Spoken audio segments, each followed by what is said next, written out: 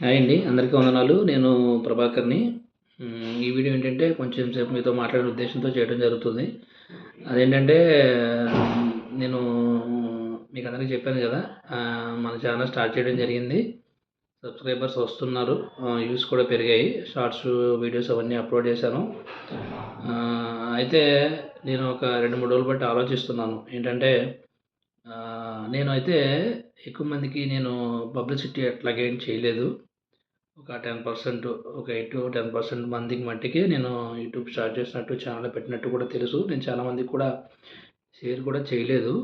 మాకు తెలిసిన వాళ్ళు చాలామంది ఉన్నప్పటికీ కూడా నేను చాలామందికి షేర్ చేయలేదు. ఎందుకంటే మనం దీన్ని వేరే పర్పస్ కోసం అయితే పెట్టలేదు కాబట్టి, దేవునికి సంబంధించిన విషయాల మట్టికి మనము మాట్లాడుకోవాలి. దానికి సంబంధించిన అంశాలు మట్టికే ఉంటాయి అవి.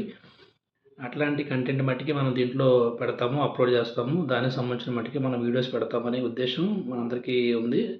ముఖ్యంగా నాకైతే ఉంది. దానికోసమే నేను ఛానల్ కూడా పెట్టడం జరిగింది. మీకు అందరికీ తెలుసు. నేను నా మొదటి వీడియోలో ఆల్రెడీ అదే విషయాన్ని చెప్పడం జరిగింది. దేవుడు ఎందుకో నాకు అటువంటి ఆలోచన ఇచ్చాడు. ఒక ఆలోచన వచ్చిన తర్వాత 2 డేస్ అట్లా నేను ఆలోచించడం జరిగింది.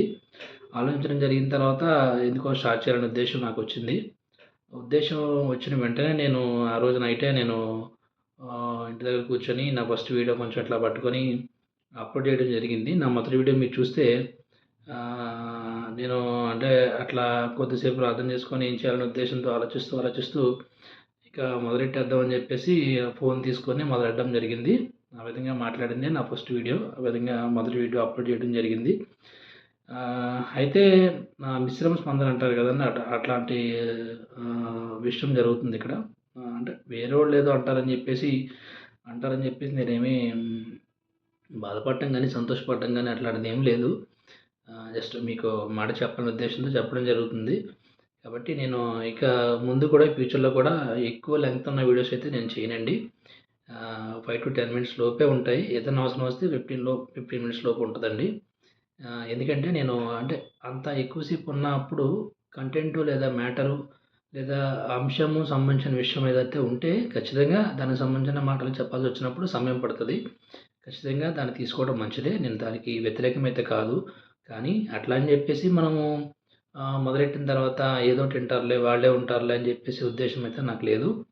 ఏదైనా విషయం మనకి అవగాహన వచ్చిన తర్వాత ఏదైనా విషయం మనం చెప్పాలనుకున్నప్పుడు దాన్ని పాయింట్ వైస్‌గా ఆ విధంగా చెప్పాలి కాబట్టి ఆ విధంగా చెప్పడం జరుగుతది. అలా చేయటమే నాకిష్టం. అంతకుమించి ఏదో ఎక్కువసేపు చెప్పేసి ఏమీ మాట్లాడకుండా లేదా ఏమి అనుకోకుండా కెమెరా ముందు పెట్టేసుకొని చేసేసే ఉద్దేశం అయితే నాకు ఖచ్చితంగా లేదు. రాదు కూడా. నేను అట్లా చేయను కూడా. కాబట్టి ఆ విషయం మీకు చెప్పాలనే ఉద్దేశంతో మాత్రం నేను ఈ విధంగా చేస్తున్నాను.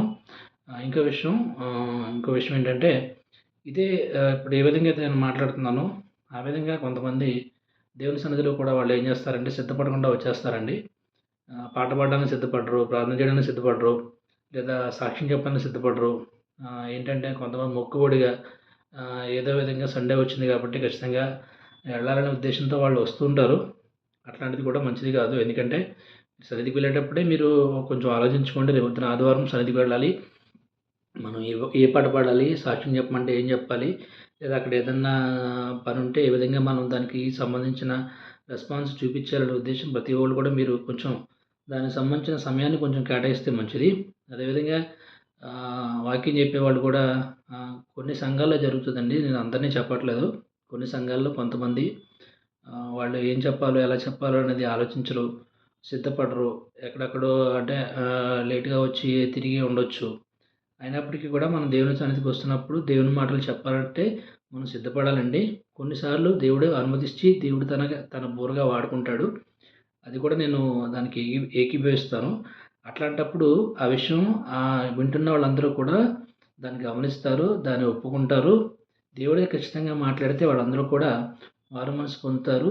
పాప క్షమాపణ నిమిత్తం బాప్తిసం పొందుతారని చెప్పేసి మనం ఆనాడు ఏ విధంగా అయితే వాళ్ళు మార్చుకున్నారో అదేవిధంగా సంఘంలో కూడా మారు మనసు పొందుతారు. కన్నీళ్లతో ప్రార్థన చేస్తారు.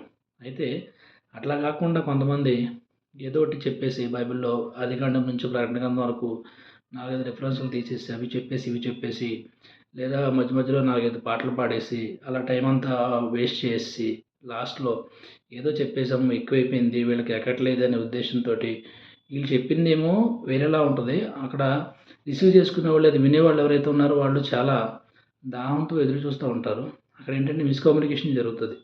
అట్లాంటివి జరగకూడదు. అది మంచిది కూడా కాదు సంఘానికి. ఆళ్ళు ఎవరైతే వాక్యం చెప్తున్నారో వాళ్ళు ఖచ్చితంగా సిద్ధపడాలి. సిద్ధపడి దేవుని నామమున ప్రార్థన చేసి ఆ విధంగా వస్తే అది మంచిది. సంఘాభివృద్ధి కూడా జరుగుతది. ఆ రోజు ఏదైతే వాక్యం చెప్పబడిందో, ఆ వాక్యం కూడా అందరికీ వ్యాపించి వాళ్ళ మనసుల్లో, వాళ్ళ హృదయాల్లో ఎప్పుడు కూడా అలా ఉండిపోద్ది. దేవుడు అటువంటి కార్యాన్ని చేస్తాడు. కాబట్టి అట్లాంటి వాళ్ళు ఎవరన్నా అంటే ఖచ్చితంగా ఉంటారండి. నేనైతే కొంతమందిని చూశాను. మీ సంఘంలో కూడా కొంతమంది ఉంటారు. ఖచ్చితంగా ఇట్లాంటివి జరుగుతున్నాయి. కాదనడానికి లేదు. జరుగుతది. ఇట్లాంటి వాళ్ళు ఎవరైనా ఉంటే ఒకసారి కామెంట్ చేయండి. చూద్దాం అసలు ఎంతమందికి ఎట్లాంటి పరిస్థితి మీరు ఎదుర్కొంటున్నారు. మనం చేయాల్సింది ఏం లేదండి. మనం చేయాల్సిందల్లా ఒకటే. మనకి ఏదొచ్చినా సరే, ఎక్కడ ఇబ్బందొచ్చినా సరే, మనం బయటికెళ్ళి చెప్పుకోవడానికి ఎటువంటి అవకాశం ఉండదు. బయటికెళ్ళి చెప్పుకోవడానికి ఎటువంటి పరిస్థితి అక్కడ అటువంటి మీటింగ్స్, చట్టసభలు అట్లాంటివి ఏమి ఉండవు కాబట్టి, మన మీటింగు ప్రభువైన యేసుక్రీస్తుతోటే. మన మీటింగు ప్రభువైన యేసుక్రీస్తుతోటే. నీకు ఎటువంటి ఇబ్బందొచ్చినా సంఘంలో, నీకు ఎటువంటి సమస్య వచ్చినా సంఘంలో, నీ తప్పు కాకపోయినా సరే, ఒకవేళ నీ పొరపాటు జరిగినా సరే, నువ్వు ఒప్పుకోవాల్సింది దేవుడి దగ్గరే.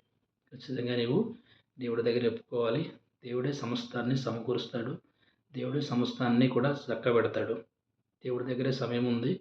కాబట్టి మనం చేయాల్సింది మనం చేద్దాం. దేవుడు మనకన్నా గొప్పవాడు. నేనైతే ఒకటే, నేను ఎప్పుడు కూడా ఏది కూడా ఎవరికీ కూడా చెప్పను. ఏది కూడా తీసుకోను. ఎందుకంటే దేవుడు మనందరికీ పైనున్నాడు. నేనెప్పుడు కూడా ఇదే మాట చెప్తాను. దేవుడికి అన్నీ తెలుసు. ఆయనే చూసుకుంటాడు. మనల్ని కూడా ఆయన చూస్తున్నాడు. మన సంఘాన్ని చూస్తున్నాడు. మన కుటుంబాన్ని చూస్తున్నాడు. మనం ఏం పని చేస్తున్నామో అవన్నీ కూడా చూస్తున్నాడు. కాబట్టి ప్రతీది కూడా దేవునికి అప్పచెప్దాం. చిన్నగా చెప్దామని చెప్పేసి మొదలెట్టాను. కొంచెం ఎక్కువైంది. దయచేసి క్షమించండి. అందరికీ వందనాలండి.